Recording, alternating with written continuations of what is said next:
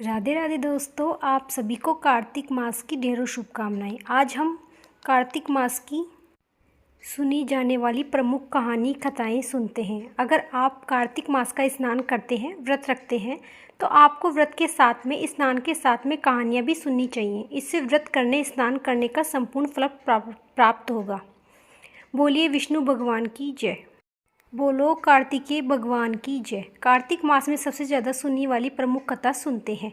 एक गांव में एक बुढ़िया माई थी। वह हर साल कार्तिक स्नान और व्रत करती थी, तो भगवान कृष्ण उसकी झोपड़ी पर खिचड़ी का कटोरा रखकर जाते थे। उसकी पड़ोसन को बुढ़िया से ईर्ष्या होती थी कि उसका तो कोई आगे पीछे है ही नहीं, फिर भी बुढ़िया को रोज़ खिचड़ी कहाँ से आ जाती है।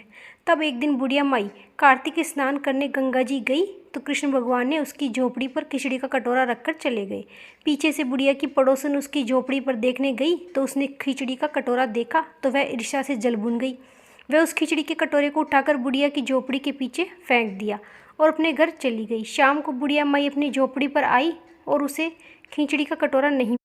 वह बहुत दुखी हुई और बोली कि कहाँ गई मेरी खिचड़ी और कहाँ गया मेरा कटोरा।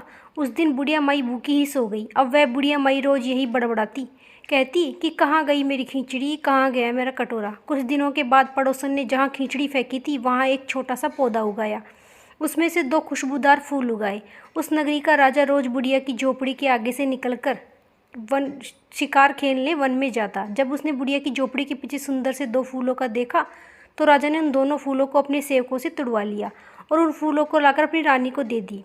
रानी ने उन फूलों को सूंघा तो उनके सूंघने मात्र से ही रानी को गर्भ ठहर गया, जिसके 9 महीने के बाद रानी को 2 सुंदर पुत्र पैदा हुए। राजा रानी अपने दोनों राजकुमारों को पाकर बहुत खुश हुए, लेकिन जब वे थोड़े बड़े हुए तो राजा रानी को पता चला कि उनके पुत्र तो गूंगे और बहरे हैं। राजा ने अपने पुत्रों का बहुत इलाज कराया, लेकिन सब निष्फल रहा।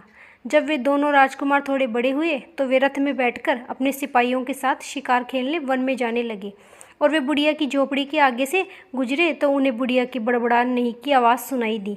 बुढ़िया माई बोल रही थी, कहाँ गई मेरी खिचड़ी, कहाँ गया मेरा कटोरा। उसी समय बुढ़िया की आवाज़ सुनकर दोनों राजकुमार बुढ़िया के पास गए, उसकी झोपड़ी पर गए और बोले, हम ही हैं तेरी खिचड़ी, हम ही हैं तेरा कटोरा।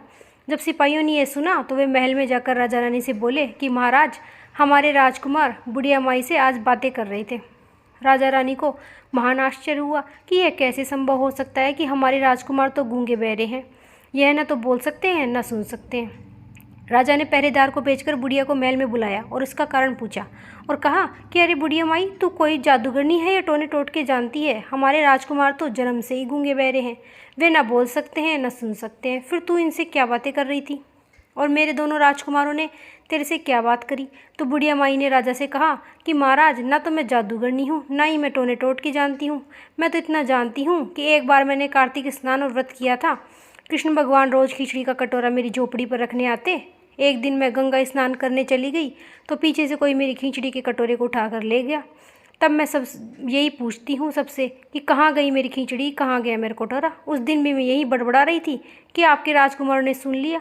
उन्होंने मुझे आकर कहा कि हम ही तेरी खिचड़ी, हम ही है तेरा कटोरा। तब राजा ने अपने दोनों राजकुमारों से इसका कारण पूछा, तो दोनों राजकुमारों ने अपने पिता से कहा कि पिताजी, हमें तो भगवान कृष्ण ने इस बुढ़िया माई के लिए भेजा है।